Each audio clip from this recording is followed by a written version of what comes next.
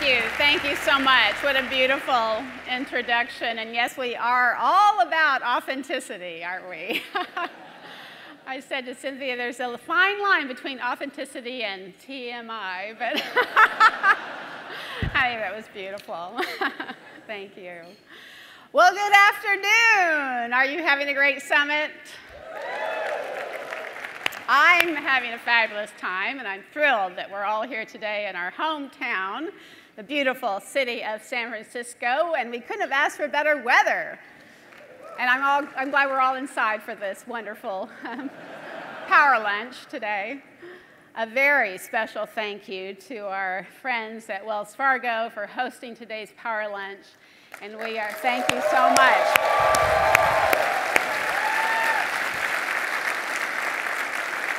We are delighted to have your CEO, the CEO of Wells Fargo, John Stump, speaking with us today.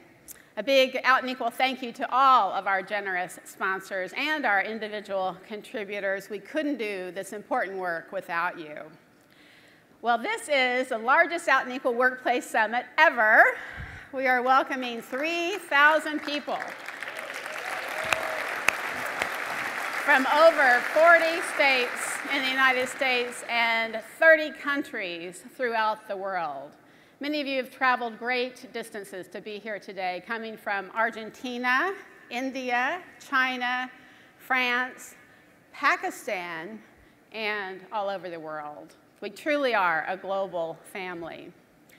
You know, having the conference here in San Francisco has really been a dream come true of mine and all the staff. It's been exciting, and it's also made me a little bit nostalgic.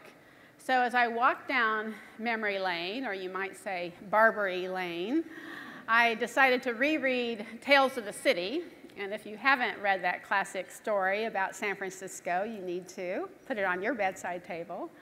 And of course, we are absolutely thrilled to have Mrs. Madrigal here with us today, the iconic Olympia Dukakis.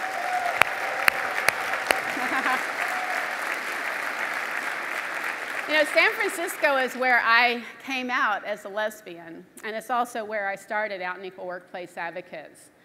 San Francisco has been a beacon and a symbol of hope for people around the world who have, at one time or another, felt isolated and alone. People come to San Francisco looking for community, looking for acceptance and a place where they can be their true, authentic selves day in and day out.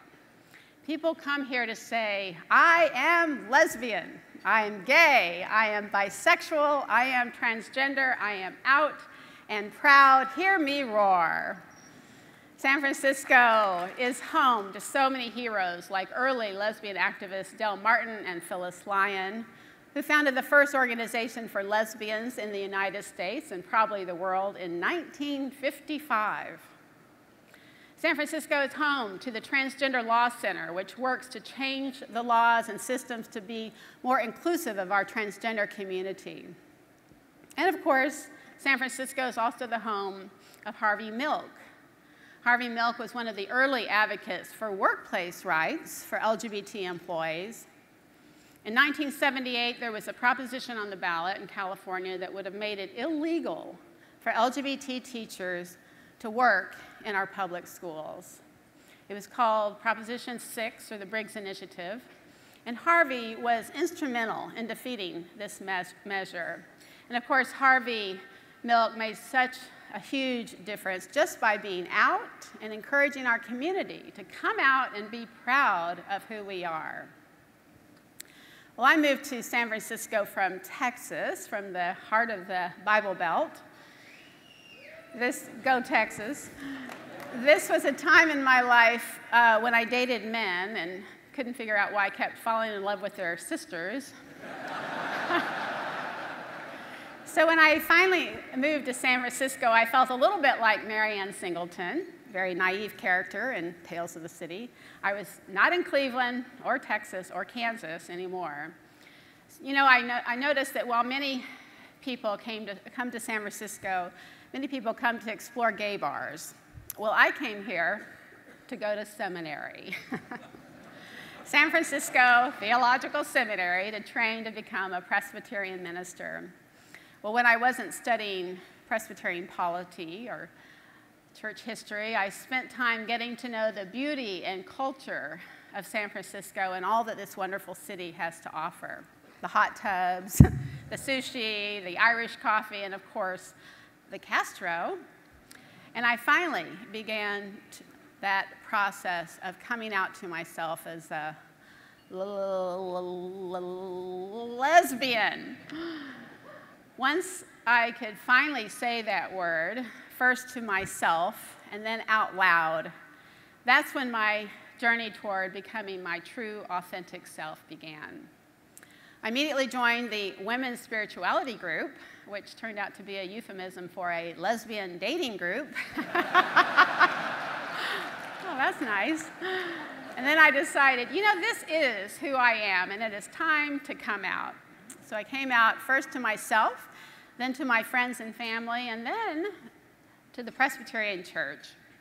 Well, this was a number of years ago, and I can say that the church was not as thrilled with this realization as I was. In fact, if I came out and chose to live my life honestly and openly, they would not allow me to be ordained as a minister. Regardless of my abilities, regardless of my passion, I would not be allowed to follow my chosen career path. Well, as you can imagine, it was an extremely difficult time in my life. The career I'd chosen for myself was no longer an option, and I felt rejected and alone simply because of who I love. So eventually I decided to start an organization, and with a group of friends, I started a support group called Seminary Lesbians Under Theological Stress, with the handy acronym of SLUTS.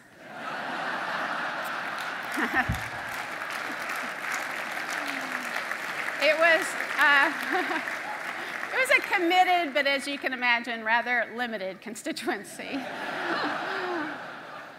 But I realized that my underlying passion was that each of us should feel free to be our true, authentic selves and have the opportunity to bring all of who we are to our lives and to our work every day. So having gone through the sometimes painful experience of coming out and feeling alone and unsure of my future career, I decided that no one should ever have to choose between a career we love and the person that we love. And I brought this passion for authenticity to my role as founder of Out and Equal Workplace Advocates. Out and Equal was built on the hard work of both the feminist and the civil rights movements. At Out and Equal, we carry on the principle of fairness, the right for equal pay for equal work, and the right to be judged for our work, not who we are or who we love.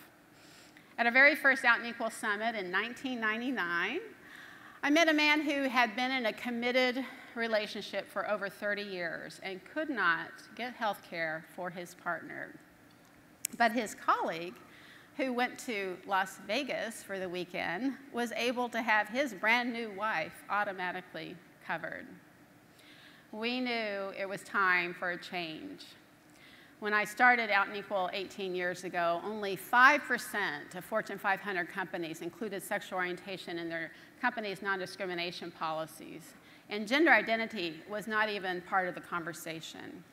Today, I'm very proud to say that 91% of Fortune 500 companies include sexual orientation and 61% include gender identity.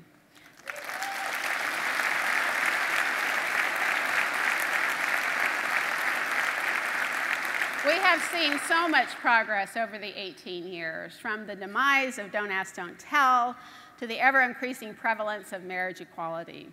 We can now be legally married in 32 states in the United States and in 17 countries around the world. We have so much to celebrate, and we are on the right side of history. And of course, we all know that there's still a lot of work to be done. There's still no federal law to protect us at work, and we can still be fired in 29 United States for being lesbian, gay, bisexual, and in 32 states if we are transgender. In nearly 80 countries around the globe, being LGBT is a punishable offense, and in some cases, that punishment is death. Our mission at Out and Equal is to provide workplace equality for all lesbian and gay, bisexual, and transgender employees around the world. Earlier this year, we held our very first global roundtable in Bangalore, India. 1 month prior to this historic meeting, the Supreme Court of India made the decision to recriminalize homosexual behavior. Well, when we heard the news, we were, of course, devastated. We had legitimate safety concerns, certainly for ourselves, but also very much for our Indian colleagues, and thought long and hard about canceling the trip. But in the end, we decided to move forward. After all, our work, influence, and support were needed now more than ever. It was a powerful day filled with significant conversations among 6 multinational companies in India. And we focused our discussions on how allies can make a difference. We talked about the great need for LGBT equality on corporate campuses and workplaces throughout India. As a direct result of these discussions, workplaces are changing in India. A member of our Out and Equal family, Lakshmi, works at a company that offered domestic partner benefits in India for LGBT employees in 2013. But after the Supreme Court decision, the insurance provider in India kind of became a little evasive, and it looked like it would no longer be possible for Lakshmi's partner to be covered. Well, after our roundtable discussion, Lakshmi raised this issue with her managing director in India, and he promptly became her champion and put his name behind her case. He directed his local HR team to put pressure on the insurance provider, telling them that they had to provide these benefits. And with this kind of pressure, the insurance provider eventually changed their policy and provided the benefits.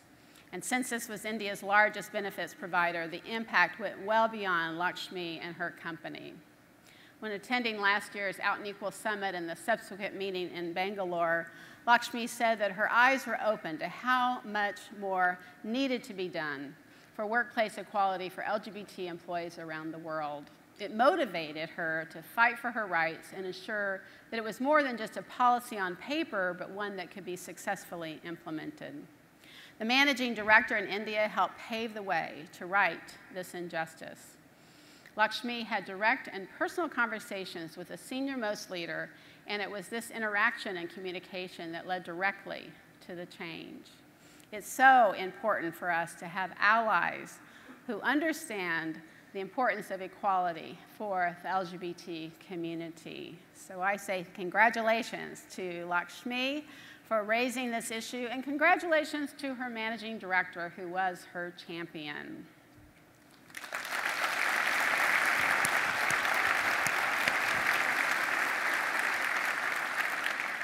I know that everyone in this room has heard no. We've all felt isolated and alone. We've all heard stories of people getting kicked out of their homes or being fired from their jobs simply because of who they are and who they love. Well, Out and Equal was started to change that. We are all gathered here together to make a change where we work and where we live. We've been successful because of so many committed constituents over the years doing this work day in and day out. We've come together in San Francisco this week to build community and remind each other that we are not alone. We are all part of a larger movement committed to freedom and justice. Whether you live in Brazil or Bangalore or Berkeley, you are part of the Out and Equal family, and you are not alone. We are all in this together. We are transgender. We are bisexual. We are gay. We are lesbian. We are allies. Hear us roar. Thank you for the work you do every day, making a difference, one cubicle and one workplace at a time. Thank you. Thank you.